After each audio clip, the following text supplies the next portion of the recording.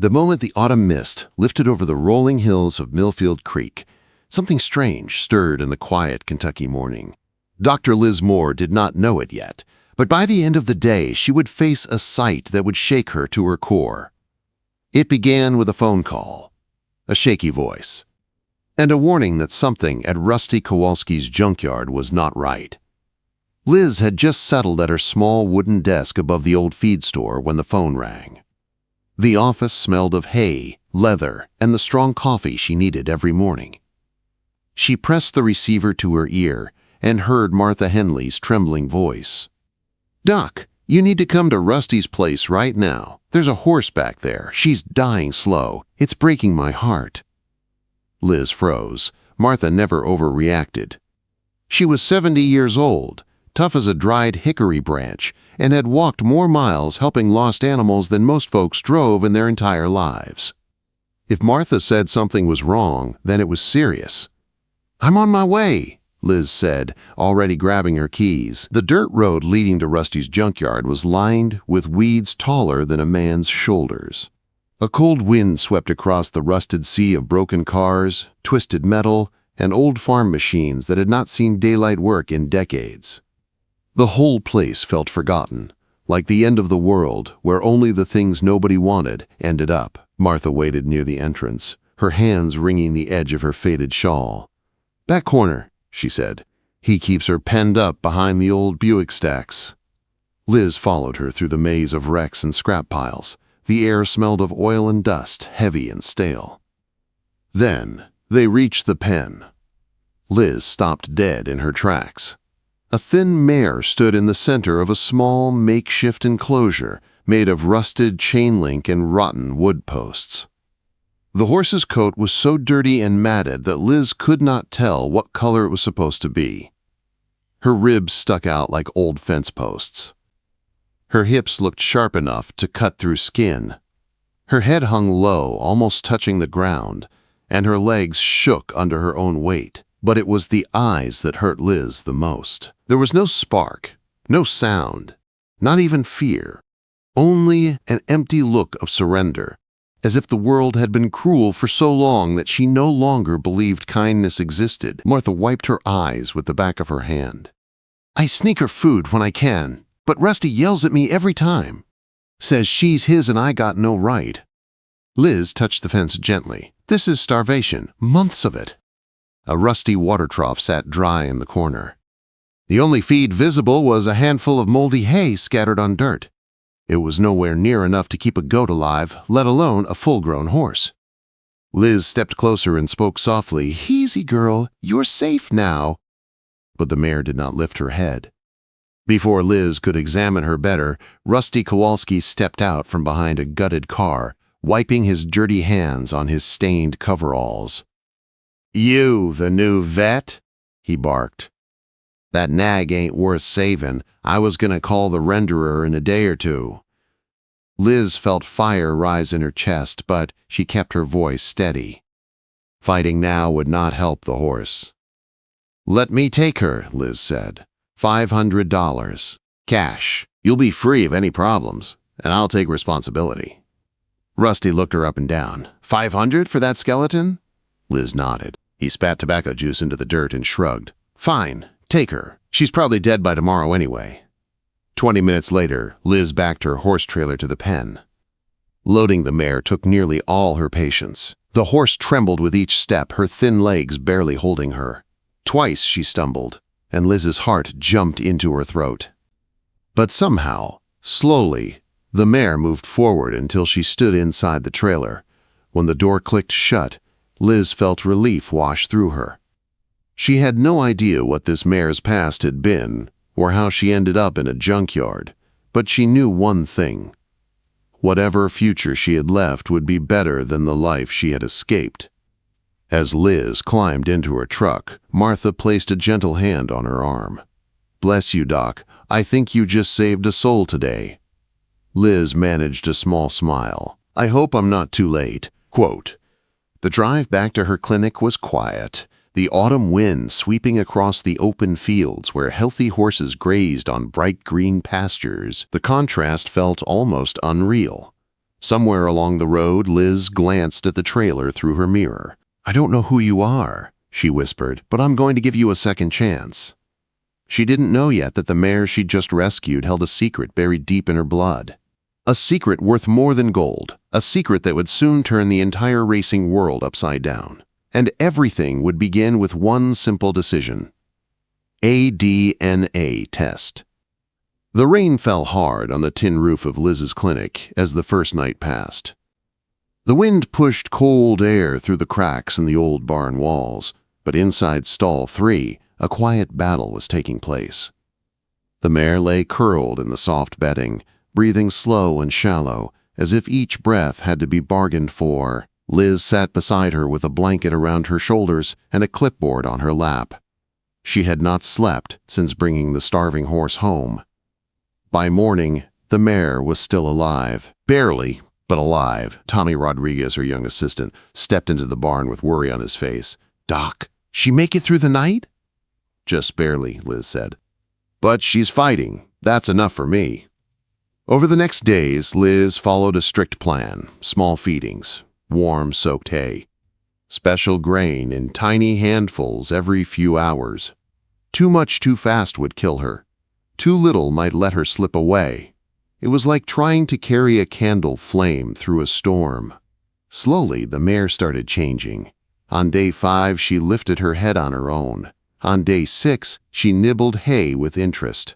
On day 9, her eyes started to brighten, just a little. Liz found hope in every tiny step.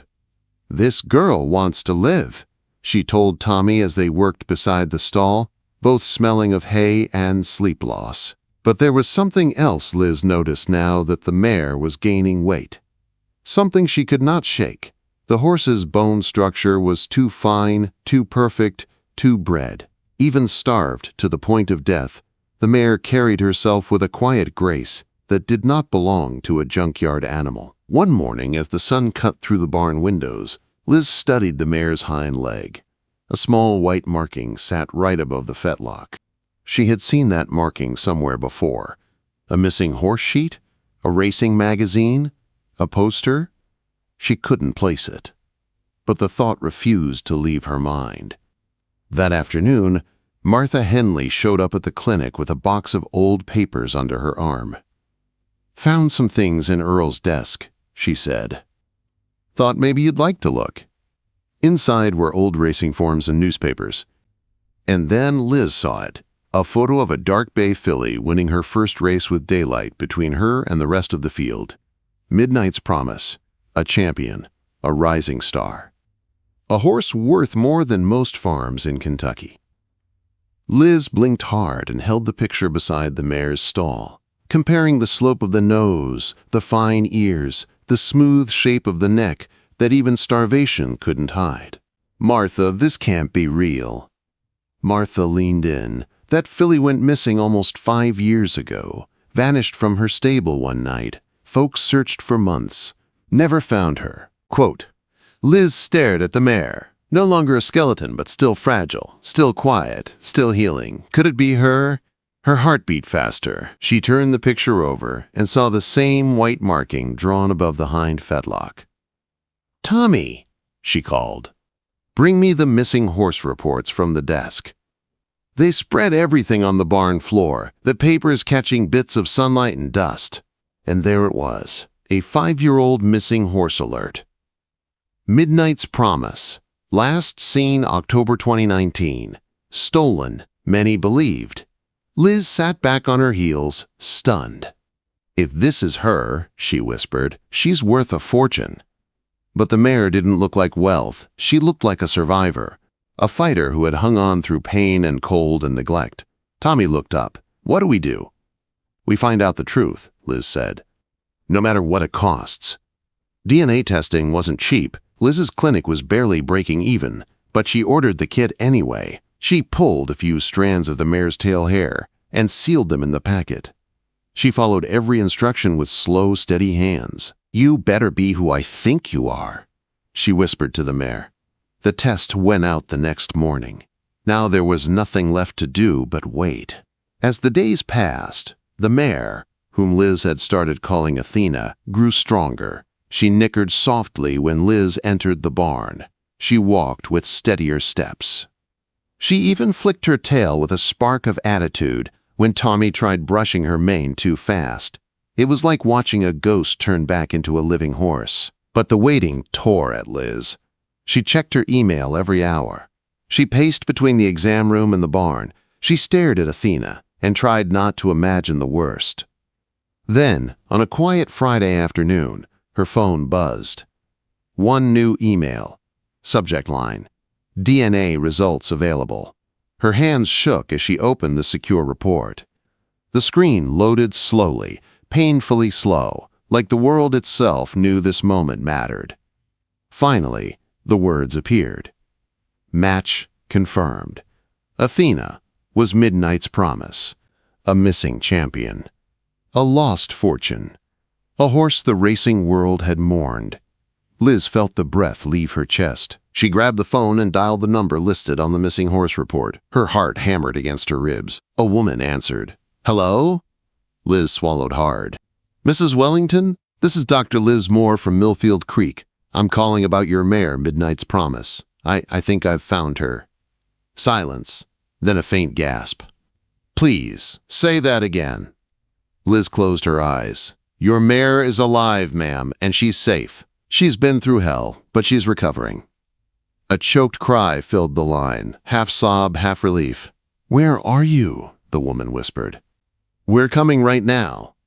Liz looked out toward the barn where Athena rested quietly in her stall. Nothing in Millfield Creek would ever be the same.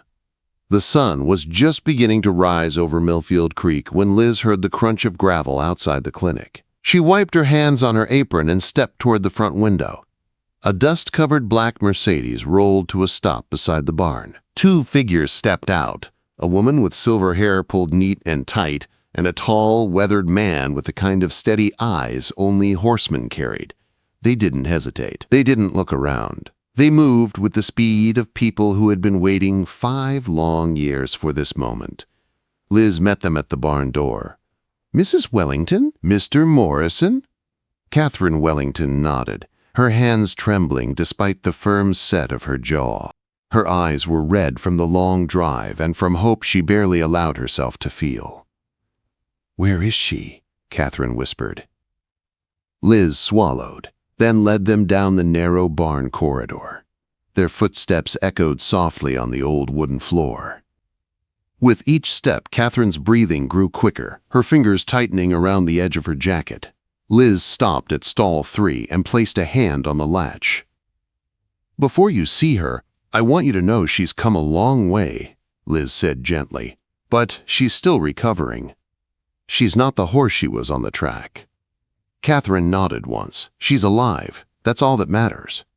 Liz opened the stall door. Athena, Midnight's Promise, lifted her head slowly. Sunlight filtered through the small windows and settled against her dark bay coat, glowing over the soft curves of her now healing body. She stood sturdier than weeks ago, though still thin. Her eyes, once empty and dull, now held a quiet spark. For a moment, nobody moved. Then Catherine gasped. It was a soft, broken sound that carried 5 years of grief and hope. Tears spilled down her face before she could wipe them away. My girl, my beautiful promise. What did the world do to you? She whispered. She stepped forward with a shaking hand. Athena lifted her muzzle, nostrils flaring as she caught the familiar scent. The horse's ears pricked forward. Her body leaned toward the door. Then she took one small step, and another. Her muzzle touched Catherine's hand. Catherine broke. She fell against the stall door, her forehead pressed to the mare's, sobbing softly as Midnight's Promise breathed warm air against her cheek. The connection between them filled the small barn with a deep, quiet power. Tommy watched from the far corner and wiped away tears of his own. James Morrison stepped forward next, laying a steady hand on Athena's neck. It's really you, he whispered. We never stopped searching. Athena shifted closer to him too, comforted by the voice she'd once known. Liz stepped back and let the reunion unfold in silence. She felt something warm rise in her chest, something deeper than pride, gratitude. She had been part of something rare, something bigger than any headline or racing story. A life saved, a family restored. After several minutes, Catherine turned to Liz, still wiping her eyes. "Dr. Moore, you didn't just save a horse. You saved a piece of our hearts, a piece we thought we'd lost forever." Liz swallowed the lump in her throat. "She saved herself, ma'am. I only gave her a chance." A few minutes later, a large vet truck pulled in. Dr. Rebecca Harrison, Wildwood Stable's longtime veterinarian, stepped out with 2 techs. She examined Athena with the same gentle precision Liz had used. When she finished, she shook her head in disbelief. "Dr. Moore, what you did here, this is a miracle, truly." Catherine and James asked Liz to join them in the office. Papers were spread across the desk, old reports mixed with new notes. "We want her to stay with you until she's fully healed," Catherine said. "She trusts you, we trust you, and we'll cover every expense, feed, treatment, anything she needs." Liz's eyes widened. It was more than generosity. It was life-changing support. "I'd be honored," she said softly, but Catherine wasn't finished. "And when Promise is ready to breed again, I want her first foal to be yours." Liz froze.